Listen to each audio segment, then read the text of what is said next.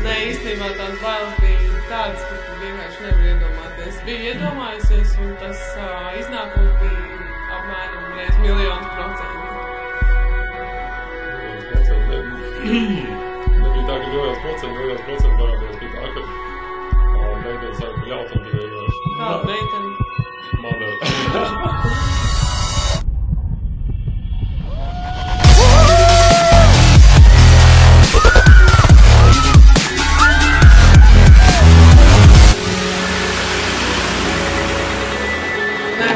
Nē, īstenībā tas, ka likums, tas bija mazākais. Ja vēl varētu vasarā izlikt likums, būtu vēl foršāk to. Es esmu Madara. Es esmu Dainis. Un mēs šodien pliki izlecām ar gumiju.